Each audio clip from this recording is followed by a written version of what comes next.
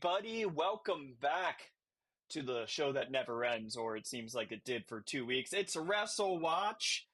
This is, of course, the return episode of Wrestle Watch after a few weeks off, episode 28 on here, October 16th, 2024. I am Ryan here in lovely, chilly Maryland. Who else we got here today? I am Doug. I'm also here in the Chicagoland area. I'm getting over a sickness, so I apologize for the how I sound today, but I'm fighting through it for you. That is so kind of you, Doug. I appreciate it 1000. Thank you for your service. Um, Yes. who else do we have here today, though? I think we have a guest, a special guest. It's actually it's a returning guest. Who do we got? This is Luke here. I was here a couple of what? Actually, it's like months back I now think at this it's point. technically months. Technically months. Months, months ago. It's a few episodes. Just a couple of episodes. Yeah, A couple of episodes in real time. It's all good. And since we're doxing ourselves from the San Antonio, Texas area, so here we go. absolutely. So, welcome everybody. So, the next thing I'd like to talk about right now is what the Wrestle Watch podcast is. And for you do or not, if you do not know, if this is your first time with us, and if it is, welcome. We're happy you're with us because we're a fun little group. I think that I think you'll enjoy everything that we come and bring to the table. But we are a podcast that goes over, well, let's just say this. Hang on, sorry. I think that Sorry, you have a write up, right? yeah, sorry, I got a weird Windows pop-up thing that I was trying to get rid of. Okay, it's gone. Oh All no! right, Did so you delete Win32 yet, or System I don't know what 32? this Is it is. safe? Okay, you should delete it. And Let me just make yeah. sure I'm not getting like a random restart in the middle of this thing. Let me just yeah, let's restart it then. Okay, I restarted 2 hours from now. That's good. Okay. Oh, that's So nice. anyway, Yeah. so welcome everybody. This is the Wrestle Watch podcast. We are the only weekly podcast where we discuss free agency, contract negotiations, and the overall landscape of talent and management dynamics in the world of professional wrestling. You can follow us on the Wrestle Watch YouTube channel, where we stream the show live every week, or find us on your podcast catcher of choice. You can follow us on X, where we post updates, including our meticulously curated Wrestle Watch tier list, and on Substack for long form articles, where we analyze the likelihood of talent leaving, joining, and of course, jumping between various wrestling promotions, with a special focus on WWE, AEW, New Japan, and Stardom. Yeah. So here we are. It's been a few weeks. There has been a few changes to the tier list, and I'm sure next week we'll have even more to talk about. But first, just wanted to go over what the tier list was the last time that some of you guys were tuning in, which was September 21st, 2024. If you're watching on YouTube, congratulations, you're seeing it live on your screen right now. If you're listening to the audio form of the podcast, it doesn't matter because this tier list is going to be no more pretty soon. We have Nope. some hot changes, don't we, guys? Absolutely. Yes, we do. The And hottest of changes. and I think the hottest of the hottest changes, as you can see up at the towards the top of the tier list, we have three lovely individuals known as Bobby Lashley, MVP, and Shelton Benjamin were on the tier list. So at least at the time that the last time we voted, Shelton Benjamin was actually a lean stay independent. And then we did a intermediate vote over the past few weeks where we put him up to a likely jump from WWE. And well, tonight Shelton Benjamin has made his AEW in-ring debut, being seconded by one MVP. He was facing Leo Rush, who was flanked, of course, by Layla Gray of Top Flight. The rest of them seemed to die off screen thanks to the BCC, but those two, they were kicking in the ring, and, well, it seemed like Leo died in the ring to the hands of Shelton Benjamin. So we're just going to get it out of the way. These two, they're confirmed jumps, right, guys? They are. They have officially signed with AEW, both MVP and Shelton Benjamin. So we're take them off the list. They're confirmed jumps. There is not really a whole lot left, but just a small little addendum to that. Shelton Benjamin's match with Leo Rush, man, that was a great debut match for Shelton himself. So It's notable how large he looked compared to Leo Yes. Rush, and I think a lot of people, I think that happens to a lot of people in AEW just because WWE obviously is historically the land of giants, Yeah. mhm. and Shelton just always kind of looked normal in WWE, and he really looked imposing. So it was good debut for him. We expected this, we saw this coming. Hmm. There were reports for the longest time that John Moxley, especially, was really pushing for Shelton Benjamin. And that's going back maybe half a year at this point. Yeah. So that It was always in the back Around of my May. mind. Yeah, That it was was around the around time. May. That was around the time when initial round of cuts had happened when Shelton Benjamin and Dolph Ziggler were a part of it, if I recall correctly. Yeah. Yeah. Yeah. So that was always in the back of my mind. I always remembered that, that was someone that Mox really wanted. So I'm not surprised at all. And I think that's why we kind of had him as a more likely move than MVP, because MVP we had a lean jump, but whereas Shelton Benjamin we had a likely jump. Well, And I'll point out that likely jump with Shelton. If we go back to the previous tier list, Shelton was actually a lean stay for a very long time there, leading up to MVP debuting. yeah, it was. Yeah, that is a fair point. And Shelton in general, I think he was one that we kind of bounced around a bit with because I think initially we thought he was because of the mock. Sorry, Because of the because Mox the connection. Yeah, because Yeah. if right. they well, it was the give and take on that was, well, yes, so AEW has had some interest in Sheldon Benjamin before, but the little bit of the issue there is, well, then why didn't they sign him before? They've had all year to sign him, right? So how do you feel about that, Luke? Um, I'm not certain as the reason why they didn't want to bring him on.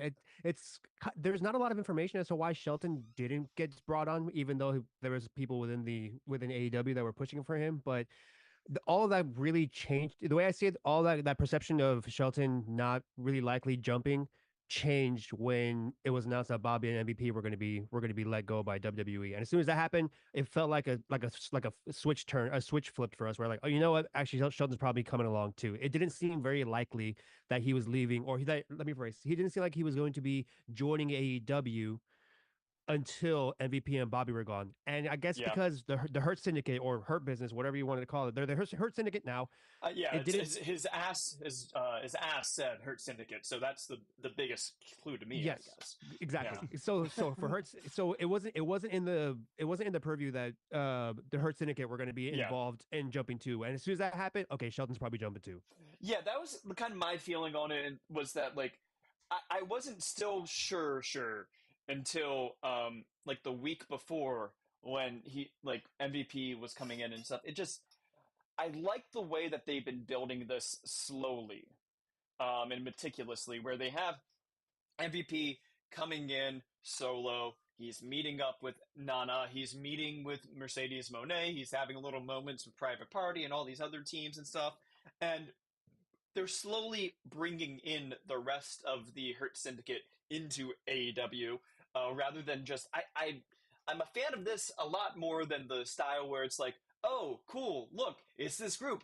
By God, oh, they're all here, and then like they have a match the next week, and that's how you introduce. I like this kind of slow storytelling to get all these different members all introduced individually. So I suppose then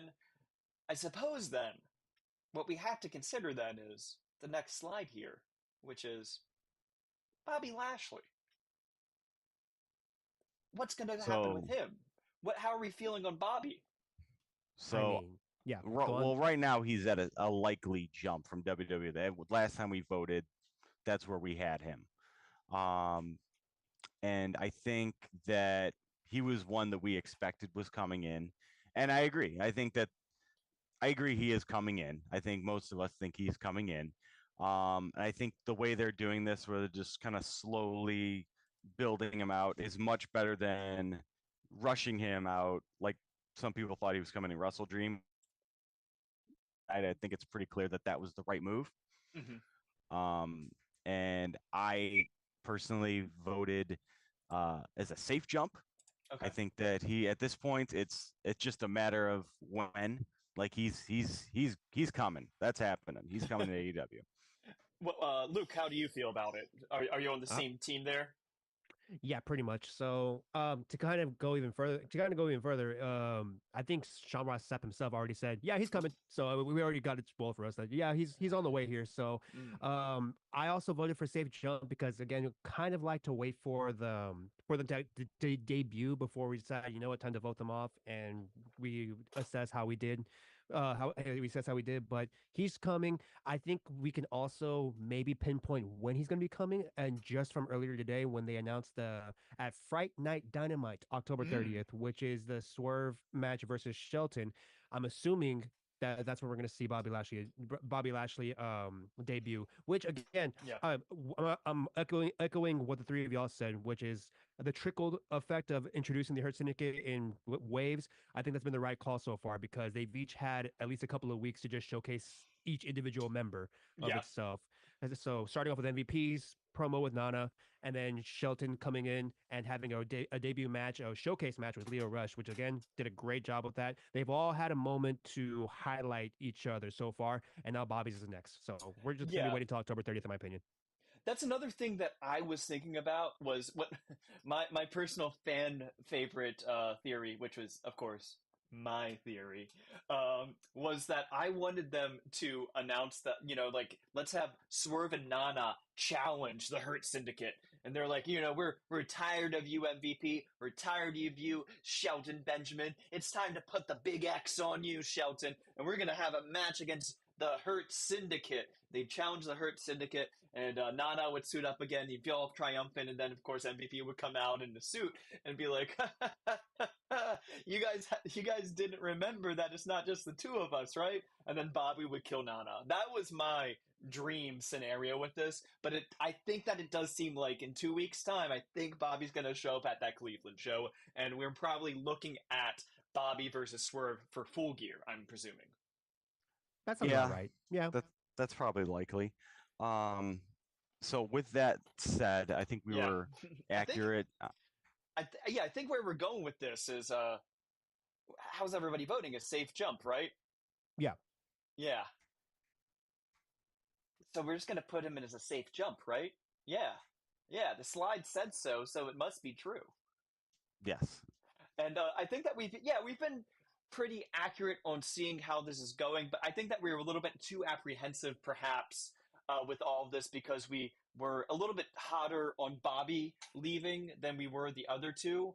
Um, but it seems like they're a package deal, and like Luke has been saying, um, allowing for these like the little bit of showcase for each member of the Hurt Syndicate who's not Bobby up front is really helping them feel bigger of a group than they are. Because otherwise, if they just debuted Shelton at the same time as Bobby, then, well, Shelton would kind of feel like, just the lackey, the background lackey, right?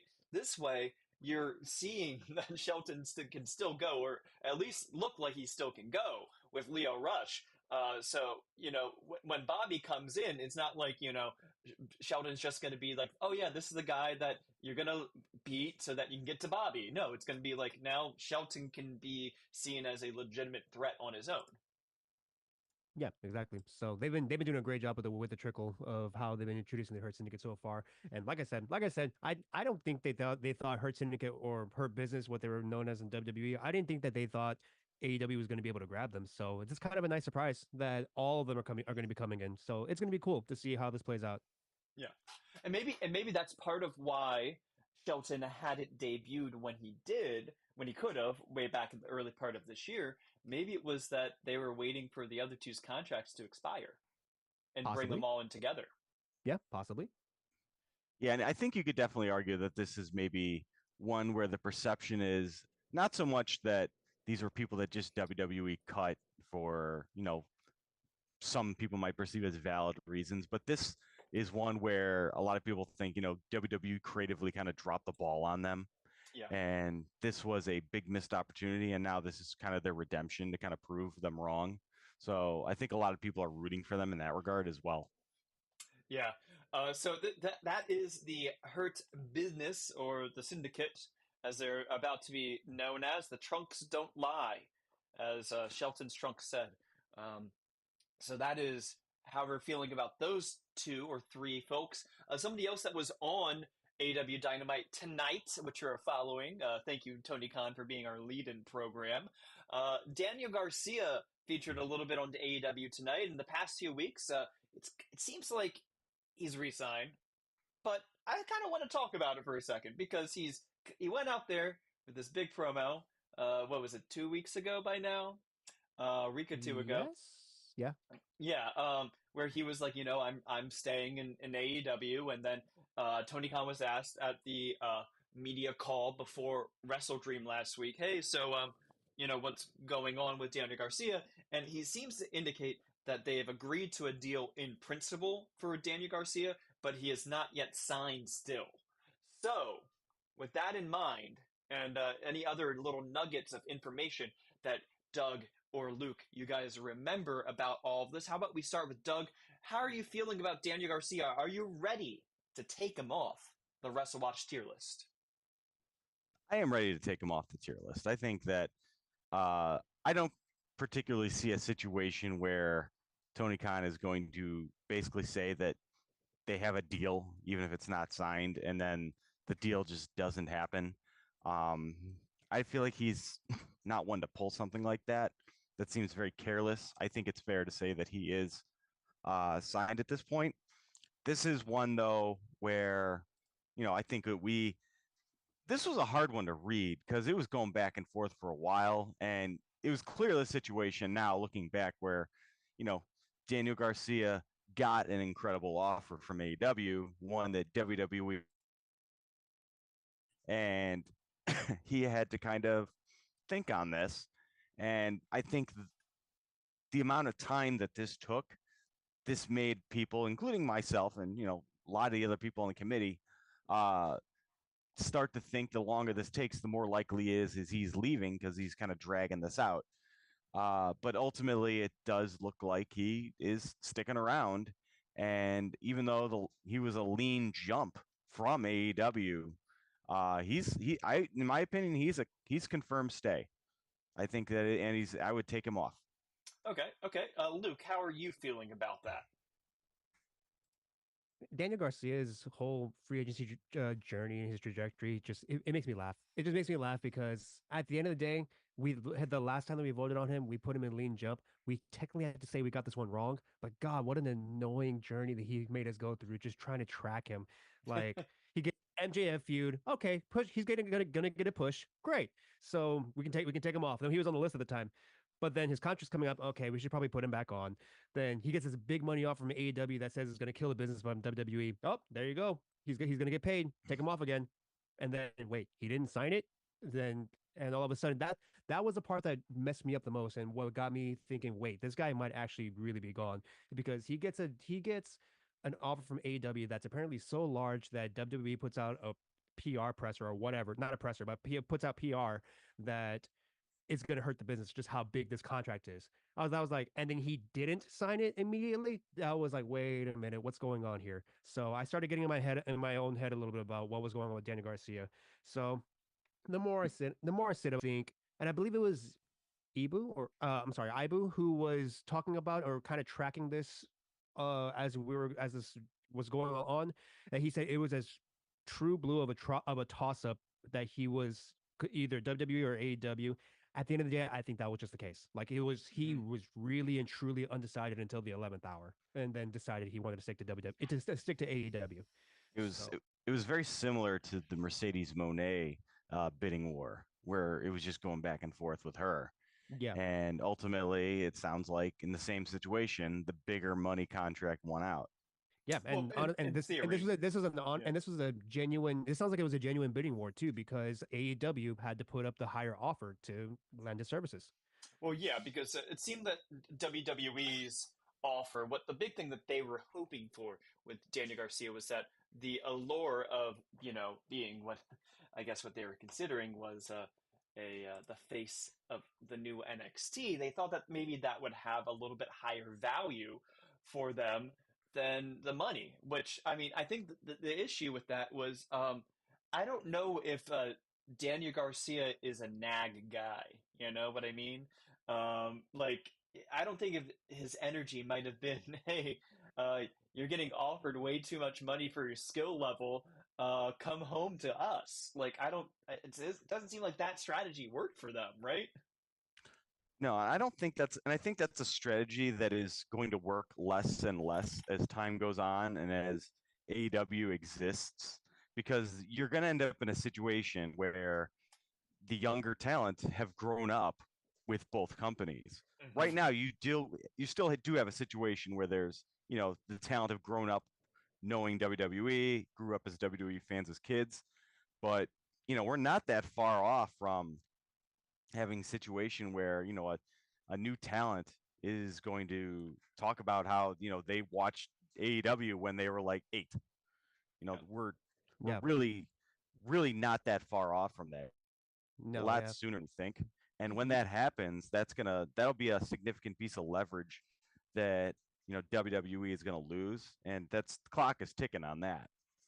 Yeah, people like Nick Wayne and Billy Starks who are still very young but have already gotten signed into AEW. Like, but I guess whether they chose AEW over WWE or whether that was the goal or not for them, they're still kind of outliers. They're still kind of the exceptions, not the rule. It's still going to take some time before we get, the next generation of children who grew up in wrestling school or and grew up to and training in wrestling where they've had been able to exist with growing up with both companies. It's still going to take some time for that. But yeah, for at the end of the day, Daniel Garcia's the radio silence afterwards too, where after we didn't hear anything of that, he had actually signed that new deal. Again, that was also throwing off the signals that we have. So at the end of the day, I went with confirmed stay. I think we should just take him off. I think there's been enough chatter that from he himself said, what Tony Khan himself said, that I think we're finally this time for sure safe that we can vote. We can take him off as a confirmed stay. Okay, okay. And then, Doug, are you feeling like it is safe to take him off this time? Yes, I Um, believe it is safe to take him off at this time. okay.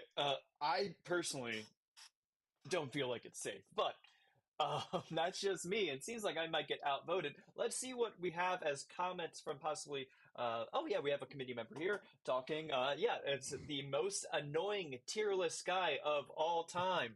Uh, oh God, I We're don't know. finally free. Yeah, we're finally free. Uh, you can take you can main event Mania thing doesn't have the same allure when AEW is also running shows in Wembley and the Tokyo Dome. Yeah, I mean, it sounds like it sounds like WWE is realizing they have to chase AEW a little bit with booking those kinds of places now. Um, so yeah, I think the committee is feeling what you guys are feeling, which is confirmed stay for Daniel Garcia. We're going to take him off the tier list for now. Yep. Um, And obviously the other thing is that, forget, Wembley aside, and we'll talk about it a little bit later, but AEW's got a massive TV deal now. So that's going to level the playing field a lot more in terms of money that can be thrown around. So they can get, you know, major money in both companies, yeah. more so than they would have, 6 months ago.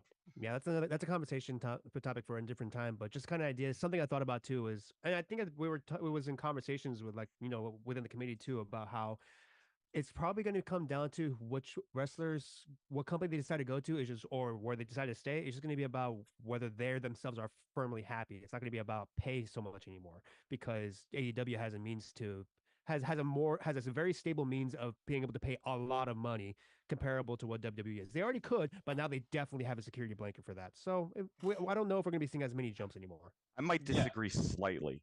A little And bit, the okay. and the reason I'm going to disagree is because I do think even though like, you know, ultimately it's like when you're sitting there deciding between 4 million or 5 million in certain situations, that's, it's negligible and doesn't really matter. And then other things are more important. But I think it does. I think they do think about it in terms of this is still a measurement of how much this company respects me and appreciates me and values Okay, me, okay. and how much they're going to, push me. If one company offers me 5 million and they refuse to match it, you know, I think that sends a message as a Okay. talent. Yeah, So that's the one thing I would push back on. that's totally fair. Yeah, that's a very fair point. Yeah. As we've been on the air, I have two new things to mention to you guys. Tony Khan has now tweeted out the image of Shelton Benjamin is all elite. He got the He graphic. got the graphic, so that has Look at that. happened. breaking news on the air here for Wrestle Watch. Thank you, I Tony believe Khan. I believe Very that's the cool. first time that he did that for us. I appreciate Yeah, him. Tony Good Tony guy. knew that he was the lead-in program for us, and well, one bazinga to another. Thank you. Yeah. And then we have Lucha Blog here. It looks like there's an Informa for CMLL ahead of Tony Storm's contest there. Tony says it's a travesty that she's never been champion in Mexico, and she'll soon become one. Quote, last time I had an enchilada, it reappeared in the same form in the toilet. Alrighty. Breaking news here on Wrestle Watch.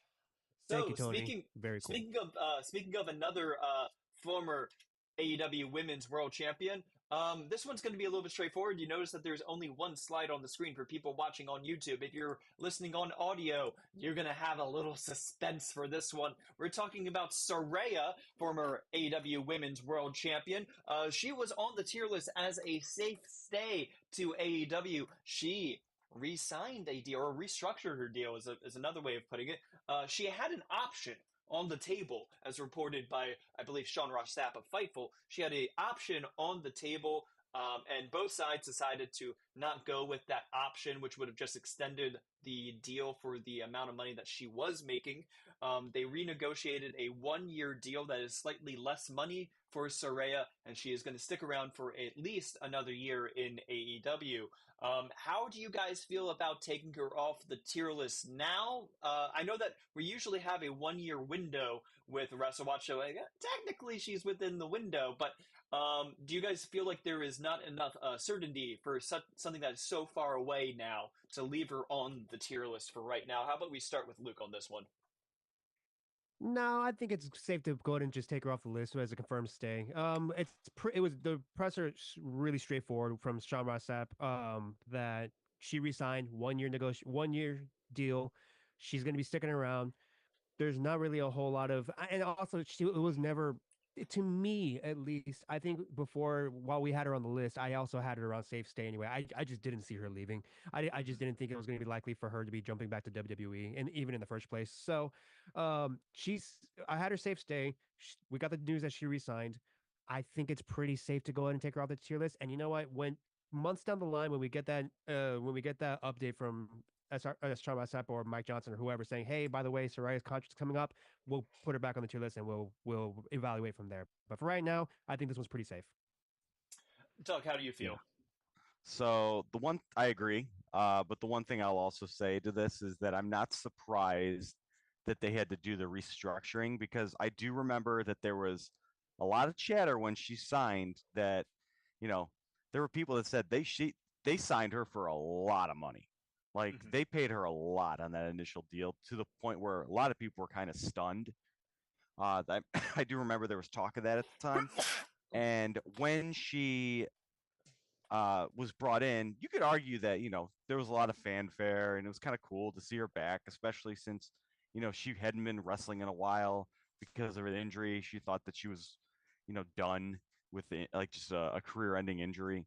And it was a nice feel-good story to see her come back. And, the juice is kind of run on that at this point. And I think that she understands also that she's at a certain level. But the fact that she did sign for less does make me think that, as Luke said, that WWE really wasn't interested either. And they ultimately came to an agreement that AEW kind of saw as her value at this point, and she was fine with that. Oh, go ahead, Luke. Yeah. I was just pointing out some of the chat too, where they're saying I didn't think WWE would have that much interest, to be honest. So that's three of us who doesn't think that WWE was going to be chomping at the bit to really re-sign her when she became available. Also, they were probably expecting way more from her, but she's perfectly fine in the role she has now, and I completely agree with that. Right, what she's doing right now with teaming with Harley Cameron, it's so entertaining on a week-to-week basis, and she seems to be having fun. And from all accounts, she's apparently a wonderful person in the locker room for all of them. As a bit of a locker room leader kind of person, like I think the sports analogy that he uses, y'all aware of Udonis Haslam for the Heat? Yeah. Yeah, that's kind of what this reminds me of her. They're kind of like having her around where she's not doing too much, but she's a good locker room voice to have. That AEW had genuinely wants to keep her around, for the right price, of course. And it sounds like that she also wanted to stick around too. So yeah, well, that works. Well, yeah, and I would point out one other little factor with all of this. It seems that she really does like that she is working with Harley Cameron. They seem to have a really good synergy between the two of them. Yeah. Of course, Zach Bevis or Zach Knight, her or Zodiac Zach or whatever he goes by these days. I think he's Zach Knight in AEW. He was signed by AEW, and that's his brother. I mean, Soraya's brother. And I've been mentioning this name for a while now, okay? And I think it's gonna happen at some point soon enough. Ricky Knight Jr., nephew of Soraya, I think that he's gonna come to the US within the next year. And I think that if Soraya is showing that she's gonna play ball, it might help him possibly get a nice contract with AEW or with wherever she might end up after this because I think that it's going to happen. He's kind of been positioning himself inside the UK indie scene as somebody that looks like he's keeping an eye on America. So He's an incredible talent too. yeah, yeah. I saw him with Kenta and a really good match against Zaya, I believe, as well over the All In weekend. Yeah, he's a really good talent. He is a knight as far as the how he looks at the industry. So he is very business minded. But I do expect that Soraya. It seems like she's trying to play ball with AEW and be a team player, and it seems that she is well liked backstage. So it does just make sense for her to stay with AEW. And so yeah, we're gonna put her as a confirmed stay. Oh yeah, and our lovely committee member, I believe this is TC, just chimed in. He had a really good match with Osprey a while back. Yeah, he did. Yeah, Zach is. I mean, excuse me, Ricky is pretty good. I would say that he's probably the best wrestler that the Knights have produced, honestly. And he's 24, so he has a lot of room ahead of him and a lot of time ahead of him to show off. I'm intrigued to see where he goes. I'll need to look at some of his stuff. I really don't know anything about this guy. I don't know much about him. He always kind of reminded me of like a Robbie Eagles. That's how Yes. I kind of. Okay. Yeah, That gives me he an has idea. a little bit of that. He has a little bit of a flair like a young Osprey to him, but he's not as. I don't think he's as acrobatic as Osprey. But he has a really good like character work. Okay. Yeah, so that is us talking about Ricky Knight Jr., who is Who's not on the tier Soraya. list. He's not on the tier list. Not Not there yet. Every time that I nominate him, it feels like people don't know who he is. So we'll find him next time, Ricky. But yeah, Soraya, we're going to say his confirmed stay at AEW. I think that that's the last one of the people that are kind of sticking with AEW. The next up here is somebody that we had been thinking about possibly might be associated with AEW. Today, before AEW's Dynamite presentation in San Jose, I believe that Viva Van was featured on the Ring of Honor taping, if I read correctly about that. Yes. Right now, yeah, Luke, what was that? No, I was just saying. Yes, she was. I remember seeing a tweet about that. That she had. I think she worked with somebody tonight. Yeah, I just can't remember who off the top of my head, but I will vamp as probably one of you will look that up. So Viva Van, we have her as a stay independent. She has been working some shows for New Japan Strong. She is occasionally on the West Coast done AEW things. Once or twice now they've had her fly out to the East Coast though. So how are we feeling about the odds of Viva Van staying independent? Or possibly signing. It seems like it would be with AEW full time. How are you feeling on that, Doug or Luke? Who wants to start off with this? I could start with Viva Van because she's one I've been thinking about for a long time, in the sense that I think that she's kind of where she's at. I mean, I'll say this: she's working everywhere. She's doing a lot. She's been on New Japan shows. She's in MLW. She's Ring of Honor.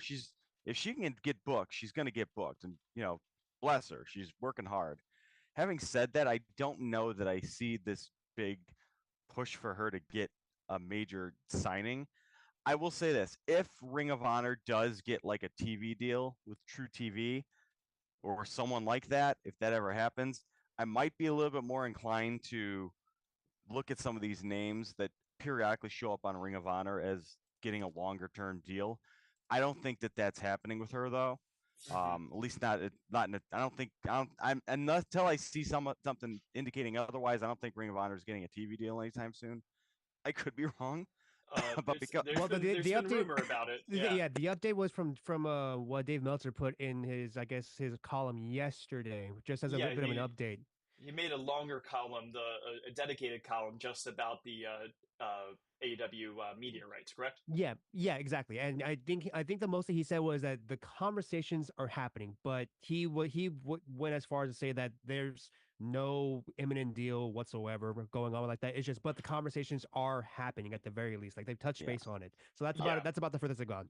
Yeah, I will say this though, they've been having these conversations for years. Exactly. Well, exactly. yeah, but and also it's that like the way that he was phrasing it was also that there have been conversations about True TV. There have also been conversations about Ring of Honor, not necessarily both at the same time, though. So it's possible that they're talking about doing other programming with True TV for the Tony Khan Enterprises. It might not even be Ring of Honor for that matter. Yeah. So, but as to your point was, I believe, Doug, was that if Ring of Honor has a solid TV deal and a solid roster, you would see her as being somebody that they might want to bring in for that. Yes, I would think so. I think that she's someone who has a strong work ethic. She knows how to brand herself, and I think that she'd be a good fit. So she's lean, stay independent right now. I would keep her at lean, stay. Mm-hmm. Oh, and I found the person that she worked with tonight was Reina Isis of CMLL. They did a Ring of Honor match and they taped it before tonight's show. Okay. Well, that's good to hear. Also, kind of telling a little bit that they gave a CMLL talent debut to Viva Van for AEW. That's an interesting little wrinkle to that too. It would be curious to see who won the match. Yeah, I'm not seeing who won the match, but how about Luke? How are you feeling about Viva Van? She's a little hard for me to read, if I'm going to be honest with you, because she's been getting a lot of work. She bumps a lot of New Japan Dojo on her social media in general. So it's if you were just looking at her and looking at it in a vacuum, it almost seemed like she's a New Japan talent. But it's New Japan Dojo though, so she bumps a lot on her social media. So but she's been getting a lot more recent bookings in AEW, which again, some of the community have pointed out that it's usually the bookings or the tapings that occur on the West Coast is when she usually shows up for stuff. So there's a bit of there's a caveat to whenever she shows up for tapings and stuff, but. It seems like AEW keeps bringing her back on to use her to give her bookings and stuff. That's a good sign for me already that they're at least interested in wanting to keep her around in some capacity or want to keep her in some capacity. I can't tell. Don't have a good gauge on just how much they want to keep her around. Probably the most interesting taping that she was when they brought her on for a taping on the East Coast in one of the tapings. I think it was the Pittsburgh one. I think it was somewhere on the East Coast. Yeah, it was recent. That's a little bit. That kind of bucks the trend of how they've been booking her lately, or where they've been booking her. Let me put it that way. What's up? It could be a case of that they didn't have somebody in that region, and that she is someone that they trust. And again, true. And that's why it's hard for me to gauge. So because of that, I just can't get a good read on. I just can't get a good read on how her feeling is. I just know that AEW likes her and they like using her, but I don't know how strong that is. I do agree with Doug that she would be a great fit for Ring of Honor if they decide to do something more ambitious with its production, ambitious with its like a TV deal or get something like that in that regard. But even if they want to bring her on the Ring of Honor just to have her for Ring of Honor, then I can see that too. She's a good fit for that as well. I would also probably keep her lean stay or lean stay. I don't think she's gonna. I just don't have my vibe is that I don't think she's going to be staying independent for much longer because of just how much work she's been getting and pretty consistently too lately with AEW. Well, I'm just saying that TC just put up that she's at a level where she's a good hand to have, but like I don't think she's going to get signed full time to WWE or AEW anytime soon. WWE definitely not. I don't think they've shown any type of. I don't think there's been any sort of rumblings of WWE wanting her in the first place that I can think of. So not that one. AEW, I can see it. I would say that there's more of a chance of her ending up signed by Bushiroad than there Yeah, would be by WWE. But I don't think that it seemed that so far they've been just using her on the New Japan Strong shows in the U.S. They haven't, as far as I'm aware, she hasn't flown over to Japan and she hasn't done any Stardom dates. So. I mean, New Japan and Stardom are becoming a lot more integrated, of course, but it doesn't seem like the way that Bushiroad has been booking her. It doesn't seem like they've put her, uh, I guess, behind the Iron Curtain of Stardom yet. no, I guess Um, not. Yeah, so yeah, I just have her lean stay independent. Let's just keep her where she is right now. Let's and see if we can get some more information. But right now, tracking how much AEW has been booking her lately and pretty consistently as of late, that's something to keep an eye on. But right now, lean yeah, stay is fine for me. and I will also point out that so I'm not sure who won the CML. I mean, excuse me, the match tonight for Ring of Honor between Viva Van and CMLL's Reina Isis. But tomorrow night's Ring of Honor broadcast will see Yuka Sakazaki against Viva Van, and I feel like that gives us a little bit of a hint of who won tonight's contest. Um, Yeah, That that would um, make sense. Yes. yeah. Yes. So I think that she's being used possibly as a way to showcase foreign talent, possibly. Um, but she also was on the PWI 250, which was released this week by Pro Wrestling Illustrated. She was number 53, right ahead of Queen Amanada and Sky Blue, and right behind Red Velvet and my girl, Nina Samuels. So that's a very nice place for her. Yeah, I think that she's showing that she has some interest from AEW to keep her around a little bit more. But I'm not sure how strong of an interest that is to doing a long-term contract, and that's kind of what we look at here at Wrestle Watch is not just doing appearances, but staying on the roster for a company. So I am feeling a likely stay independent. I'm somebody that likes to just bump down one tier at a time when it feels like the heat is turning down. Doug, how are you feeling? I'm going likely stay. How are you going? I am going I'm going lean stay. Okay.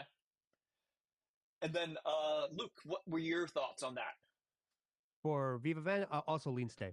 Okay, let's see how the committee decided. They went with going down one tier, down to likely stay. They're feeling like it's getting a little colder for Viva Van signing a long-term deal.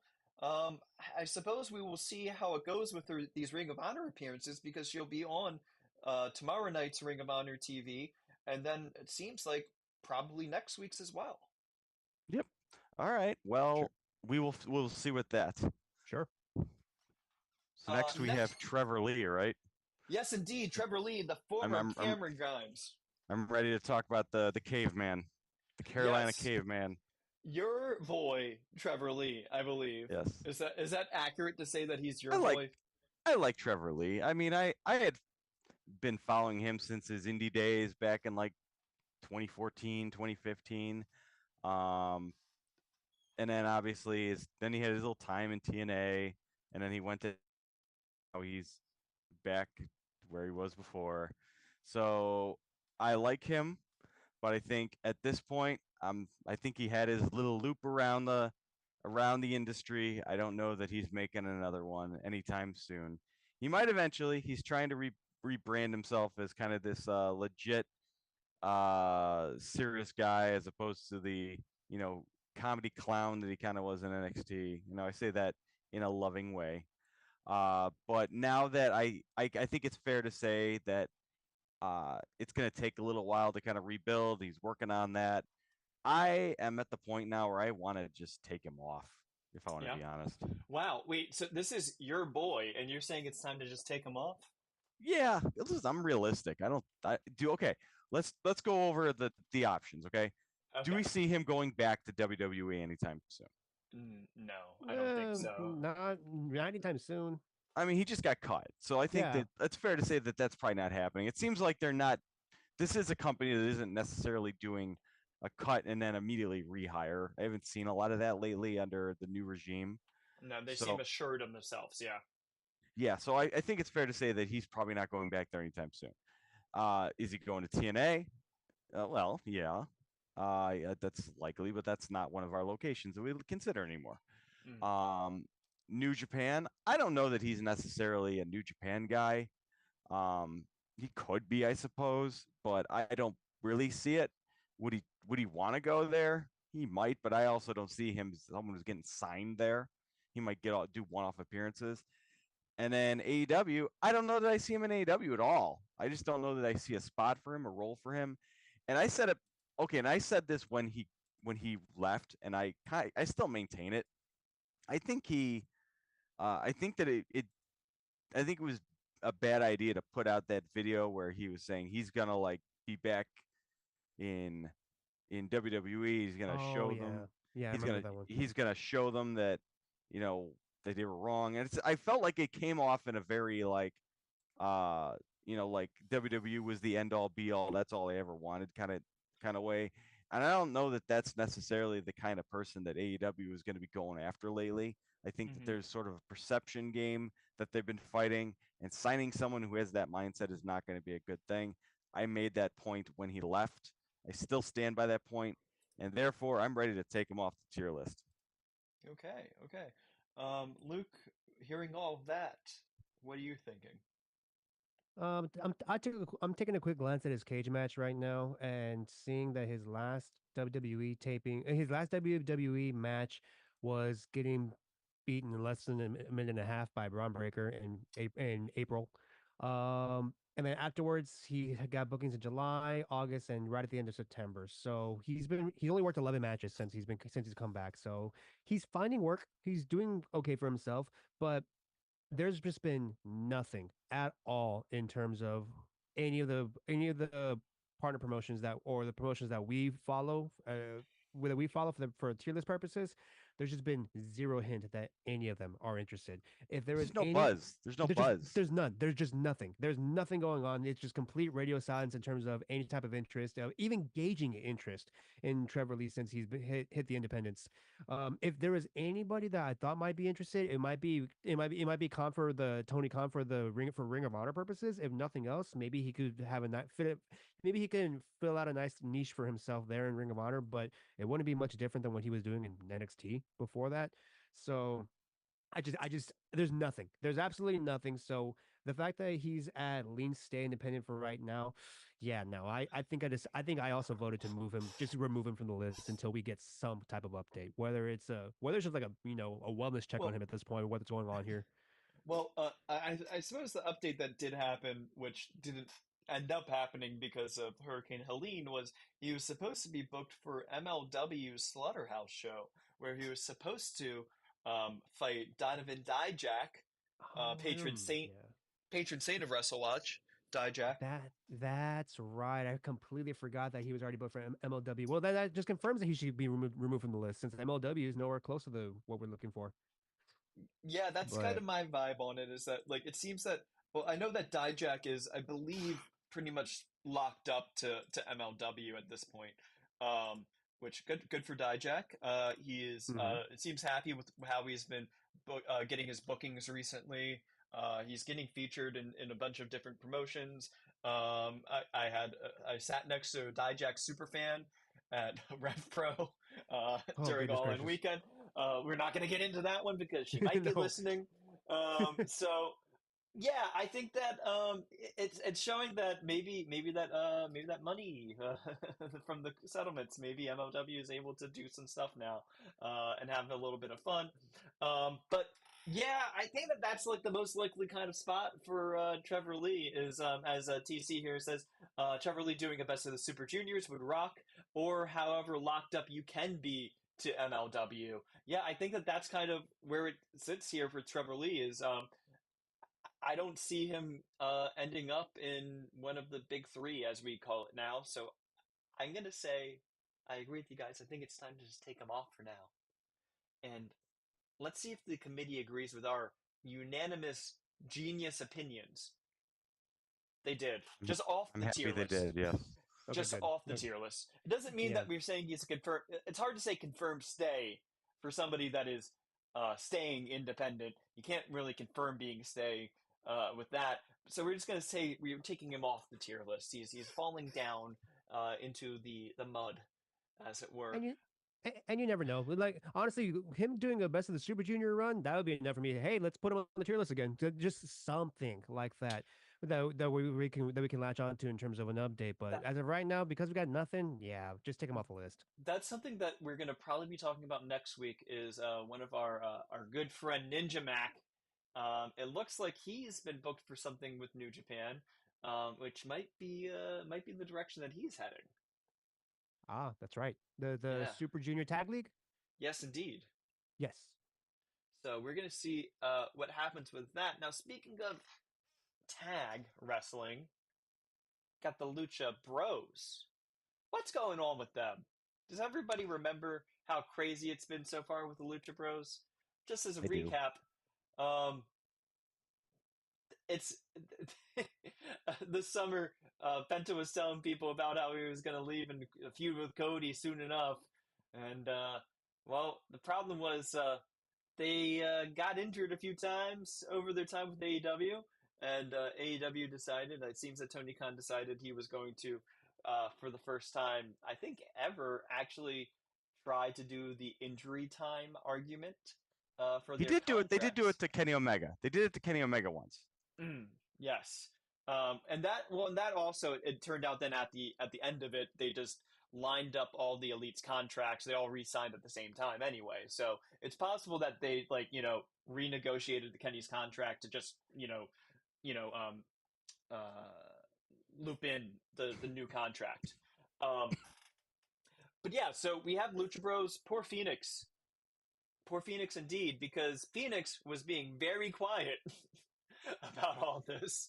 Penta was being very not quiet about all this. And, well, Phoenix is the one with all the injury time. It seems that Phoenix might be locked up into contract with AEW for possibly a year, even. Yeah. So this is another one where it kind of tests what we were talking about before with Soraya, where we tend to look at a 1 year window with the tier list about the odds of the person signing to a new major promotion or a different major promotion from where they're currently at, jumping, if you will, within the next year, right? How are So you guys feeling about keeping Phoenix on the list then?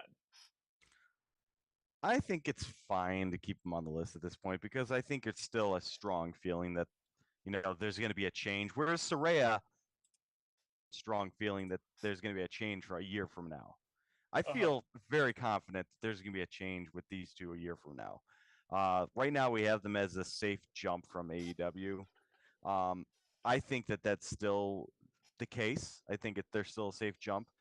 I could entertain the idea of Penta being a safe jump because he could technically go since he's not locked under any time constraints, and then maybe going to Phoenix, switching him to a likely jump just because you never know what can happen in a year.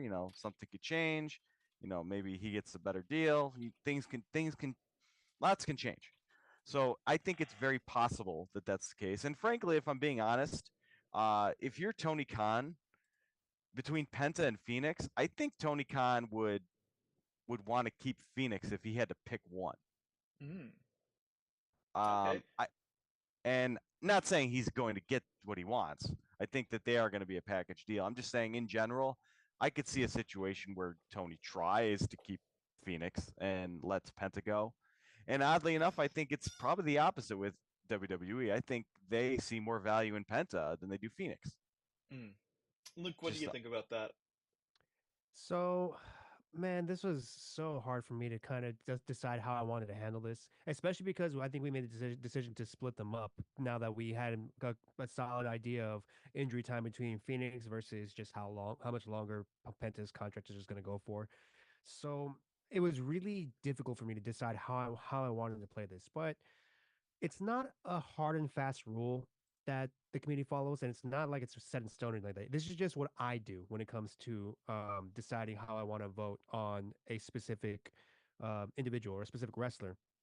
And if it's more than a year out or around a year out, I don't really like the idea of them camping on the tier list for too long. for very long. I just don't like the ideas too much unless we have the notice that they have signed and they're just waiting for the debut. Okay, I kind of get that a little bit, but if we don't have any real idea, especially in this case where they are pretty dang like confirmed that they were going to jump until they couldn't anymore. Um, what I did was I decided to vote stay with Penta, stay safe jump for Penta because I feel like he's just gonna be he's gonna try and bolt as soon as he can. But I actually voted to remove Phoenix from the tier Mm, list because I actually voted to remove him because there's just too much time. And that while I do think that it's possible that something could change, like Doug said, something there may be an update or some sorts. But the bottom line is the contract got extended, and it got extended for almost a year's time. I don't think we're going to be. I don't know if we're going to be getting too many updates about Phoenix in that time frame because we just know that he's going to be camped wherever he is, unless they decide to use him again, which would be cool. But still, I voted to remove Phoenix for now. And then and keep Penta there, especially because they're split up now. We know Penta's probably not going to be sticking around, so I think he's a safe jump to just bolt when he can. But for Phoenix, I think we should. I voted to remove him. I did vote to remove him just because, like I said, I think there's just too much time has been passed. I mean, I'm sorry, too much time is going to have passed before we need to like evaluate him again. gotcha, gotcha. So my feeling on it is somewhat similar to yours, Luke, which is although it's a little bit different. So that's not helpful for me to start off this by saying that. So Right on. the way that I agree is that I don't like looking at somebody so far out, but the reason why is because I feel like there's way too much uncertainty for that far out of a period of time. So that's why I'm just going to be upfront with this. I'm going to say that I felt like putting Phoenix off the tier list just because I feel like there's too much uncertainty now about him that I don't want to put him at the very least. I don't want him to be above the toss up level. I don't think that he's on the jump side of the tier list right now because there's too much uncertainty for the amount of time that we're looking at here. That being said, I am someone that doesn't mind putting people on the tier list that we're not sure about how long they're going to be on the tier list. Uh, for example, we have Joe Hendry on the tier list, who may be Scotland's saving grace for Eurovision. Find out. Um, yeah, friend of the podcast, one of our committee members, of course, is a real Joe Hendry whisperer now. So want to give a shout out to Pylons about that. Um, but yeah, the thing with Joe Hendry is that it seems like he's going in the direction of leaving TNA to me. It seems that WWE has a big interest in him. It seems that he has a big interest in WWE as well. Um, it seems that TNA has been willing to kind of play ball to restructure deals to let people out early. Look at Jordan Grace.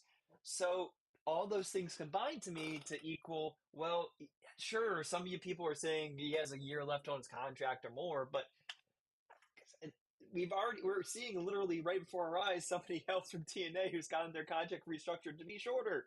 So I can't say, oh, we should just take Joe Hendry off the tier list. I think he should stay on the tier list, but I don't want to put him above like the jump level yet, over the jump line. So that's how I'm feeling on that. With Penta, I feel like he's going to jump once his contract is up. Who knows ever when that is. Phoenix, that's how I'm kind of feeling on it. Is that I think that he should be on the bottom half of the tier list if he is even still on the tier list because there's just way too much uncertainty now at this point about this all. I can accept that. Personally, I would if I had to get if I had to say I'd probably just keep them both at safe jump or maybe bring Phoenix down to like a likely jump because I do Okay. think to me I think it's even though it's like 9 months that's been added, I still think that's enough time. I think it's still within a year. I'm willing to say they're both gonna still go. I think the writing's on the wall. I'm fine. I think you make valid points. I think that the idea of taking them off just because it's so much time totally makes sense to me too, especially since we have no idea what can happen in a year. Hmm. But for me, I'm gonna stay. I'm gonna honestly, I'm gonna go with safe jump for both. And you know what? Okay. Just to clarify too, that doesn't mean I don't think Phoenix is going to stay or like their feelings have changed. They're both going to jump. Like they're going to leave the AEW to go to WWE at some point. It's just I for my personal policy of just like if there's too much time on it, let's just take them off and then reevaluate when we get a little closer to the contract time. That's just my thing though. Yeah, that's kind of mine as well. Is that like it's like there are two ways of looking at something as imminence and certainty, and right now there's not enough imminence on Phoenix to allow me to have enough certainty. So like it's like multiplying those two and making it a factor. It's like so the imminence is so low right now that even if I have high certainty, it doesn't make it feel like he should be high on the tier list for me right now. Which is kind of the case where we're talking about also with Speedball Mike Daly. I think he might come up next week as he's at a toss up right now, and it was pointed out that his contract is supposedly up at the end of this year. So maybe his imminence is going up. Who knows? AJ Styles is somebody that I think we're going to talk about in a little bit here. That's another one that's going to be a little bit of a jump ball about the imminence front. Ooh, who? About him is because, of course, his contract is supposed to be up at the end of this year. He was supposed to be working this kind of like retirement tease angle, and he got injured. So it's hard to measure the imminence on that one as well. And I think that's a factor when it comes to all of this. It's not just certainty, but time frame. And not just injury. Apparently, it's a Liz Frank injury, which that's going to knock you out for a while. There was just a report in the NFL that offensive lineman suffered a Liz Frank injury, got surgery for it. He's done for the year. So AJ Styles is going to get some injury time tacked on. It's going to be a while before we see him. Yeah, unless of course it's possible that like with an injury like that, it's likely that they'll want him to come back after the injury and finish out the last part of his contract. But at the same time, it's like we're looking at like what 2 or 3 months of contract for him to finish out. It's possible that they just let it lapse at that point, Oh, yeah, true. which is another thing that's been brought up about Big E and the rest of the New Day is that their contracts originally were supposed to align. And I believe that's been reported that Big E's contract is just being allowed to keep running. The time has not been stopped on it despite the injury because of the nature of the injury. But yeah, anyway, this is getting very tangential. Yeah. So to recap, how were you guys feeling on? Let's separate and do Penta first. How are we feeling on Penta? What tier do we want to put Penta in? Doug, That's a safe you're jump. saying Oh, sorry. you're saying safe. You're saying safe jump. Luke and Doug, you're saying safe jump. Yes. Yeah. Okay, I'm gonna say yeah. I want to put him down to likely just because of the imminence thing, but I can understand safe. But Phoenix though, Phoenix, how are you two feeling on that? Doug first. Safe jump. Safe jump. Luke, how are you feeling? I voted to remove.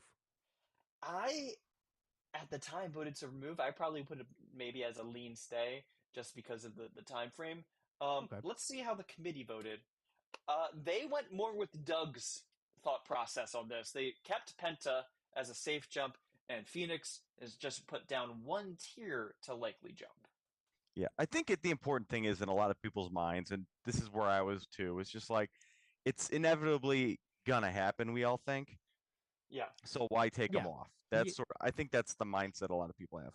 And I get that, and that's totally fine. It's just like I said, just reminding because there's so much time that I was okay to take him off, but if to keep him a likely jump, or even if they wanted to keep him a safe jump, all right, I get it, no problem. As TC said in the chat too, I brought up that same point in the chat, but it's like it's fine since it's clear that they will jump when they get the chance to, and yeah, they're both going to jump once they're available to. So I get it. Yeah, and I don't mind keeping people on the tier list because it's not like we have a finite number of slots yet. Yeah, of course. We'll find out how my graphic skills are. Let's look at who's next on this. Oh yeah, it's AJ Styles. As TC points out, the Mag 7 is running on fumes. Oof, Or is it's on it? life support? It's on life support. Oh no. Sad day. Sad day. Who do we have left of the Mag 7? Just AJ and Steenerica, right? Yeah. It's a sad list at this point. It's the Mag 2. The Mag 2. Well, yeah. So we have AJ, whose contract it seems is going to be running out at the end of this year, or was supposed to be at least. It's supposed to be. And then, as our lovely Luke pointed out, he has one of the worst types of injuries to get on your foot. So this vote was taken before we knew the degree to which this injury is. So let us answer two questions. First, let's take the injury out of the equation, okay? Let's just not think about the injury first, okay? Yes. How are we feeling about where AJ Styles is in WWE? As we said in the reports talking about his injury, it was pointed out that it seemed that they were gearing up to do a either actual retirement run or a kind of like a farewell to WWE kind of retirement run. Might have been kind of like how Edge, Adam Copeland dealt with his quasi retirement run in WWE. How were we feeling about AJ Styles before injury and his chances of not just leaving WWE, but jumping to another promotion? I thought there was a good chance that he was going to go. I think that we had obviously Will Ospreay's been teasing Styles clashes left and right. We have the fact that AJ Styles, his entire career, has been a guy that goes all over the place and uses leverage and builds himself outside of WWE. It would almost be poetic for him to go outside WWE one final time for him, especially in the current environment where he very likely would probably get paid more doing it than he would if he went and stayed in WWE. So I think that there was a very good chance that that was going to happen. Mm-hmm. At the very least, it's a. I think at the very least it could have been a toss up, which considering we're talking about AJ Styles, who was a guy who we felt was almost like, oh, he's a guy who's just going to finish up his career in WWE and that'd be it. The fact that I'm I'm saying I'm talking toss up with him says a lot. Now, having said that, well, I'll tell you what, I'll let everyone else weigh in before we start bringing the injury into it. Yeah, Luke, how are you feeling pre-injury? Pre-injury, man, I didn't think it was likely he was going to jump. The vibes meter that I have for him is that he's championed the brand of WWE so much since he's been there. Which again, it's the company he works for. That's what he does. That's cool. But I remember what always stuck with me is I don't remember where it was that I read it. Maybe it was like an interview that he had that I was reading a transcript of it, but the way he described himself as just his just how he feels when he wakes up in the morning, like because of just the wrestling and all the years of mileage that he has on him, the way it just sounds like I just am not convinced that he would want to jump to AEW to work at a higher work rate and then at a higher pace and not the WWE house show style, which is a little bit safer in general on net, I guess, than what AEW does, which is all styles are cool here. So it just doesn't. I for the longest time I've believed that AJ was more likely to retire for good than to jump to AEW and from WWE, especially because he's comfortable in WWE. They use him sparingly, kind of. He hadn't been on TV in a minute before he injured his foot, so for me, I think I had him as safe stay. Actually, I just didn't see him jumping. At the absolute ceiling would be a likely stay for me right now, and that was pre-injury because the way he champions the brand of WWE, plus the fact that his body is just breaking down after all the years of mileage, I just don't see him jumping to AEW. I really don't. Yeah, my kind of view on it is that when you look at kind of people like Christian, for example, I don't think that AEW means you have to do a breakneck pace, to still show off and be over. I think that that's something that people sometimes think has to be the case, but I think that in practice, it's shown that AEW's fan base is open to somebody that is doing good character work rather than high match rate. Um, so I think that AJ, if he was up to doing character work a little bit more and having a little bit more time between his matches, um, would be totally fine in AEW and not have any issues with the AEW style, where he would have to obviously have a Will Ospreay match. um, but So that was one factor of it to me, was that I could still see AJ hanging in AEW. I think that AEW would be infinitely interested in AJ Styles, especially if young Billy Goat had his say, or what was the one sign said today? They called him Baby Jesus. If Baby Jesus had his say, he would be coming to AEW. There's also the factor of New Japan and all of that. So that maybe AJ went in one last ride in New Japan for a few matches. He has, of course, done a few shows now in Japan, both on the WWE House Show circuit and that Noah appearance. So he still has a lot of interest in Japan for his work. Um, the other factor, though, is of course that what we're really weighing this is that Jump is one end of the scale for him going to AEW or New Japan, and then the other side of the scale is not just WWE but retirement. And I think that that is a toss up there at that point, or possibly a lean stay at WWE at that point, because I think that there is enough weight on the possibility of him just retiring after this WWE run, and that was even before the injury. So let's talk about the injury, Doug, that you wanted to bring up. Yeah. So before we talk about the injury, how about we just go around the table here and say, what tier would you have put AJ in, regardless of injury? I'm saying I would probably put him as I would say likely stay at this point, because there's not a lot of smoke to it, but there's enough just with his contract running out. So, Doug, where would you have been on him before the injury?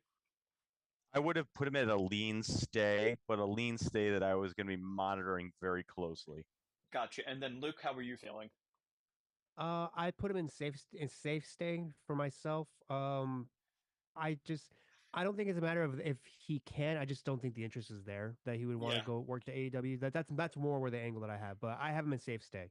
gotcha. And then, and of course, as has been known, there was interest from AEW side going back to 2019 when they originally debuted. It was supposed to be him and the Good Brothers as the big surprise for the first episode. So, Doug, the injury. What was your big pièce de résistance on the injury? And those are a So, lot of sounds that came out of my mouth. Some of those were correct sounds. Doug, Yeah. back to you. so we don't actually know, like, we know it's a bad injury. We don't know how much he's playing it up. We don't really know exactly like what the recovery is going to be. We have an idea of what the recovery will be, but we don't know. Mhm. And I do think it's funny that Tanahashi just announced that his final wrestling match is going to be at Wrestle Kingdom 2026. Yes. Like he just announced that. And Tanahashi and AJ were always ones who were like, we're going to have one final match at some point. And I always thought about that. I remembered that because they talked about it back in like 2016 during the G1. Was 2016? No, 2015 G1. And I always remember that.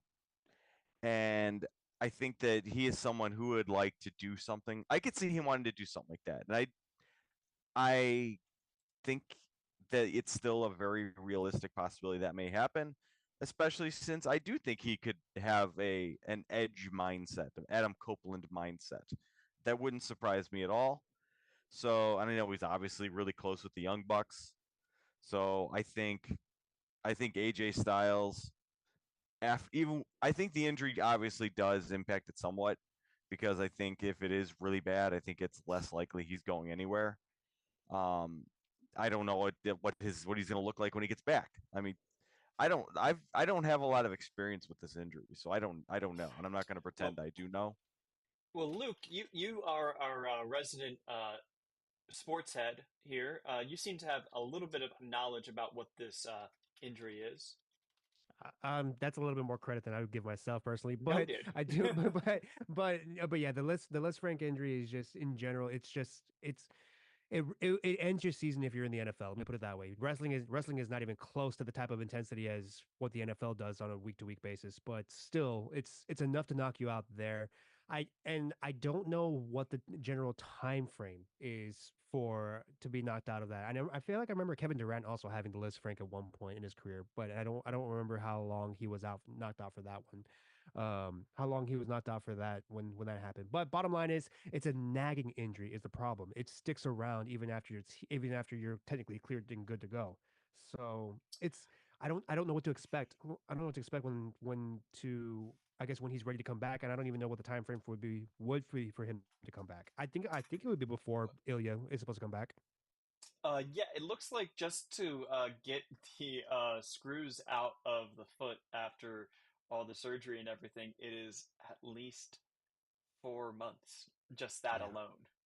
yeah. And you're not supposed to, over the time that you have the all of the screws and everything in the wires in your foot, you're not supposed to put any weight on the foot. So that's 4 months of him not putting any weight on his foot whatsoever. Yeah, It, that sounds like that'd be quite an awful recovery. Yeah, it's named after Jacques Lefranc de Saint-Martin, a French surgeon who noticed it as a fracture pattern among cavalrymen. So a it is a very, very bad injury I'm because going to go it's like, back and list how many times you've used a French accent in this episode. huh, I think it's at least three. oh, this is just my, He's got a quota to hit. He's got a quota to hit. Yeah, I have to. Hey, I'm nothing if not somebody that likes to speak something in its original tongue. So respect it. Yep. AJ Dial. How are you guys feeling about AJ Styles now? Well, first off, let's just reveal where he's going to be on the tier list because this is us voting before the injury. It's likely stay at WWE, which is Okay. somewhere in the region that we were all thinking of. We were thinking, bottom two tiers. It kind of felt like, even when we were putting in some of those injury timers on it. I think that's sounding like from the injury time that it could take for him to get healed. That when combined with the amount of contract that he had left, we're looking at next year possibly for him jumping still. But it's possible that maybe they let him off early. So how are we feeling about him staying on the tier list even? I would vote to take him off if he were to. I would vote to take him off if we were to have another nomination for him. I don't think we've had one. I don't think we've had another nomination since we did this vote for him. But if it were to come up, I would vote to remove him because we're not going to be seeing or hearing anything from him for a while. It's Yeah, going to be a while. I agree. He's not going to be if it based off of what you guys are talking about with this recovery and everything. It's like forget, when he's healed. It's like then it's going to take a while for him to get cleared. Just with the rebuilding up the muscle and everything, that sounds like we're looking at over a year. Well, So this was also the injury that in 2016 Cam Newton received. Yes, it's a Cam Newton injury that ruined his year too. yeah, Yes, so that was the first of his injuries, I suppose. Oh, Also, fair. Yeah. Because he's had a history of injuries. Yeah. Yeah. so I would take him off. That's what I would vote to if it was a different time. If we had known. Yeah. Oh wait, this was the one that ended like his career actually. Um. Yeah. That was in 2015. Really? No, it was 20. It was actually not 2016. I was reading something incorrect on that. It was 2019 season. Oh, yeah. That'll do it. 2015 is when he made the Super Bowl. Yes, 2019. He was held out of the Week 3 game against the Cardinals due to an injury that was later revealed to be a Liz Frank fracture, which he later confirmed on his vlog. They put him on injury reserve. They then tried to trade him, and they just released him in March of that year. So he came back the following season, at the beginning of the next season. So I think for the Patriots. For the Patriots, yeah. So it was the amount of time for a quarterback was from week 3 of one season to week 1 of the following season. He was out. He did not play in the preseason. It looks like for that last season of his. So that is we're talking about like a calendar year. We're talking about a calendar year. It's possible that considering also that and Cam Newton was a running style quarterback. He wasn't like a pure runner like a Lamar Jackson, but he's somebody that was an agile quarterback, and so for him to be able to come back after a year, I would say, I mean, the kinds of impacts that you're seeing for a quarterback are pretty high impact, high velocity impacts and everything like that. for him to get the okay to play after a year for I don't want to say legitimate sports, but for unpredictable sport comparatively to wrestling. I think that that does put the possibility that AJ could be back next summer as a possibility. But it depends on his age too, because AJ is quite a bit older than Cam Newton was at that time as well. Yeah. And of course, we're not doctors, so that's another thing. And we don't know the specifics of this injury in reality. And also, as Doug pointed out, it's possible that maybe he's saying something, just to put a little gloss on the injury to make it seem like when he comes back, maybe it wasn't as bad. But I don't see any reason why he would lie about this necessarily. He's not really much of a worker, I guess, in the media and stuff like that. Is he too much? Not like an MJF who, when he's like 100% in character every single time, and everything he says is going to be what MJF the wrestler would say, stuff like that. Not really like that stuff. Not really his style. No, so that's why, yeah, I think that I think that I would believe him that this is the injury, and we'd be looking at earliest next midsummer, like SummerSlam kind of time frame, Yeah. or All In next year kind of time frame as the absolute earliest I would expect to see AJ Styles back.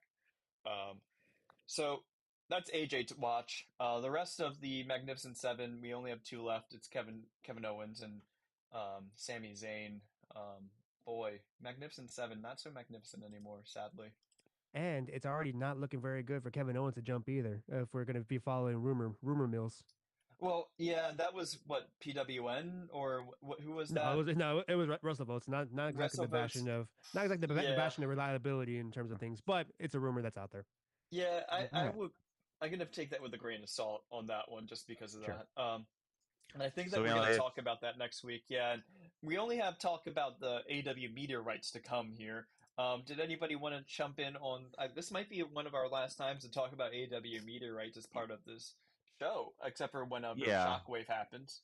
This has become a longer episode, so I think we can give our epilogue on the media rights of AEW for the time being. But I think based off of what we've seen, is that they've gotten their big deal.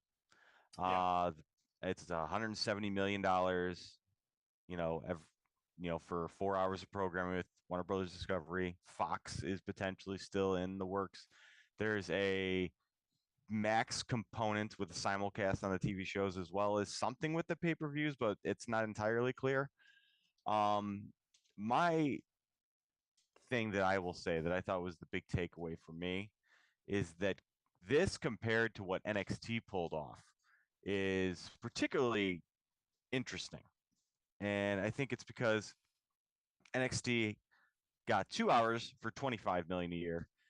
Warner and AEW got 4 hours for 170 million dollars a year.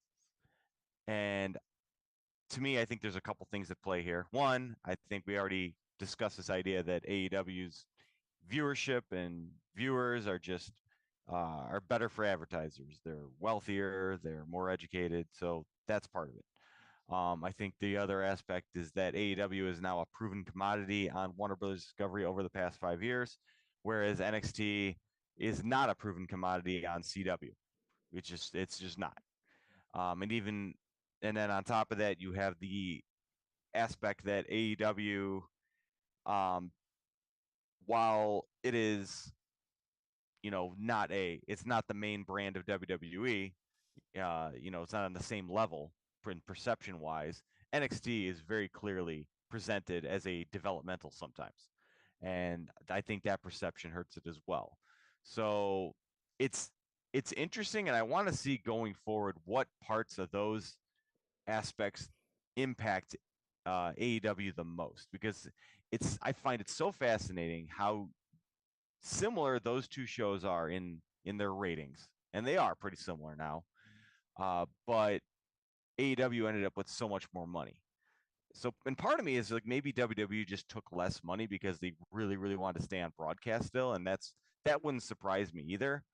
But I don't think it's just one of these answers. I think there's multiple things at play here, and either way, it's going to be interesting going forward. Mm-hmm. Yeah. I think would it be fairer to say that for the equal amount of hours, we should probably divide how much money they're getting. So 170 million across two shows versus 25 million for one show for 2 hours. So wouldn't that be 85 million for just Dynamite, the flagship show, versus 25 million for NXT? And that's does that make sense? Well, essentially, then, yeah, what we're looking at is that at least double the value per hour. Yeah, But we're yeah. also for that matter, of course, as Doug was laying out, it's not just the 4 hours of TV programming. It is the Max rights, the rights to the library for Max. No, Uh, yes, true. so it is a little bit. It starts to get a little bit harder to compare the two. But what I would compare it to is I believe that AEW's first contract for Dynamite was 45 million a year, uh, which means that right now they will be getting per hour around what Dynamite originally got as a program. Yeah, so And they're getting it is.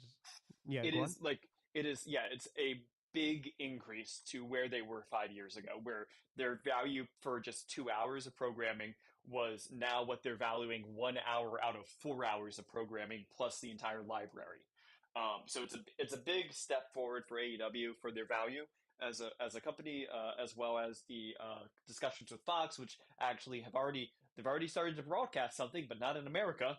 Down Yeah, in Mexico on Fox Sports Mexico, they have struck a deal with AEW to bring all of AEW's programming onto Fox Sports Mexico, and they're going to be airing the pay-per-views on television for the rest of this year. Doesn't say anything about next year with that though.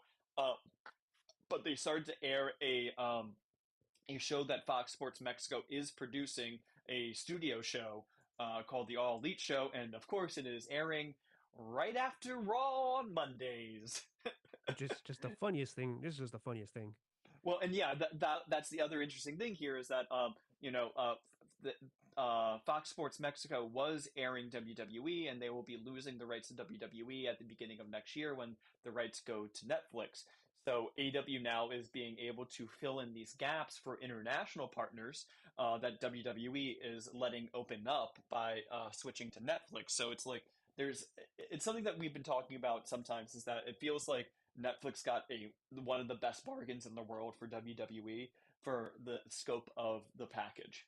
Yeah, because the situation right now is if WWE bet wrong on this and the international rights really do blow up, they're locked in for 20 years, and Netflix is probably Yes. going to hold them to that if that's the case.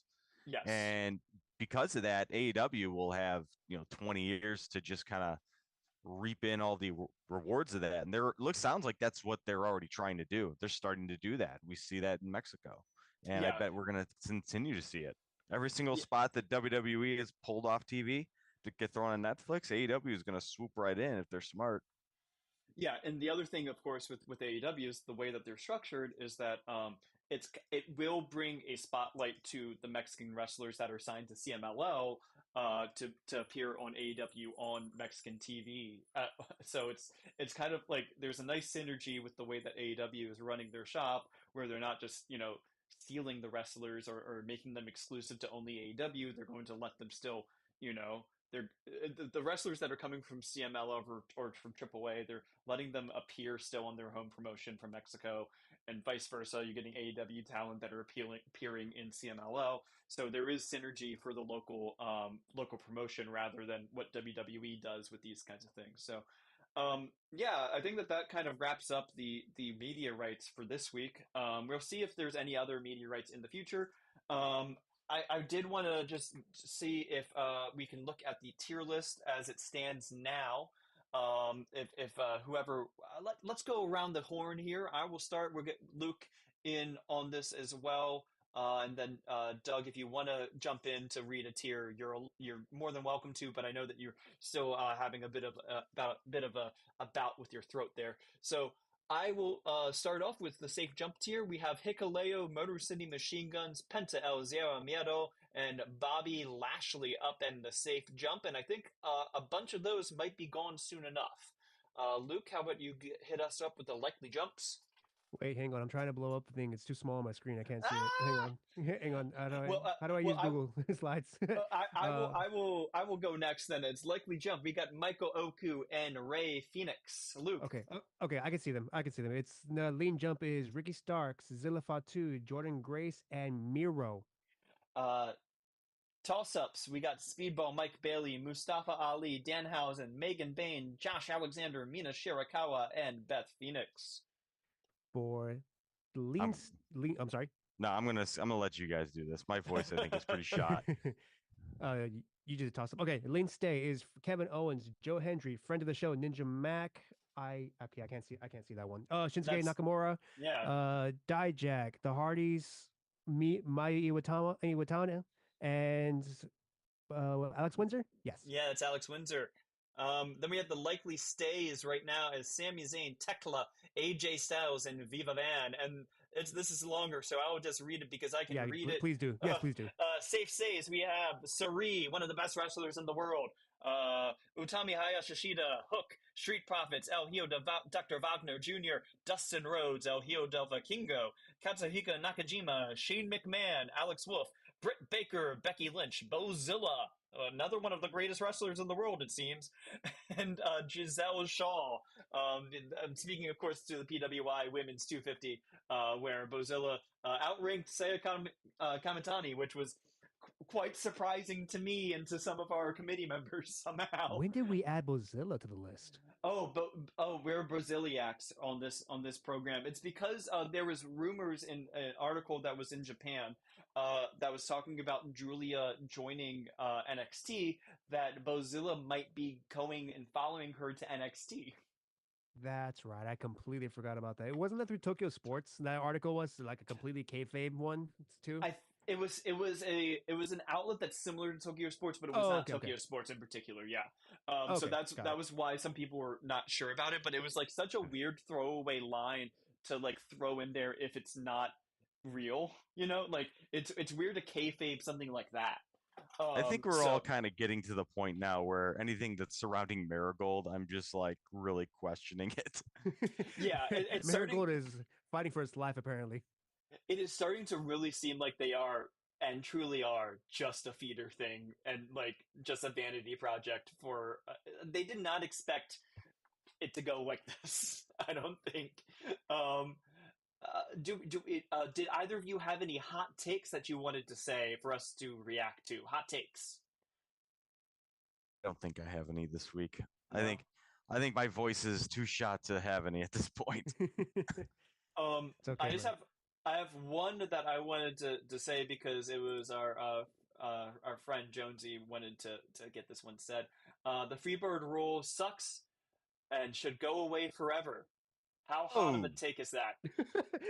Doug's got some opinions here. Oh, that got you, Doug. Yeah. No, honestly, that's a nice, cool take. I agree completely. I hate that thing. That's scorching hot to me. He woke up to agree to it. Yeah, absolutely. I think that the Freebird rule is not used enough in wrestling and should be used more. And then the other one that we have here is that, and this is one it's starting to pick up steam. I've seen it posted somewhere else today.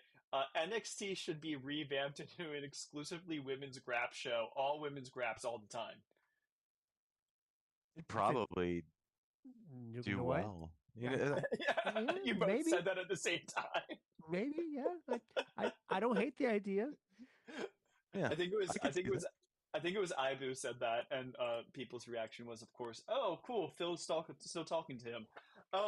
So that has been this week's episode of the Wrestle Watch podcast. This is the return of Wrestle Watch. We'll be back next week. We'll figure out which day of the week. Maybe we'll do this time slot again. Who knows? Until then, just want to mention a few things. Next week, we're probably going to be talking about a little bit of Jordan Grace and Jonathan Gresham.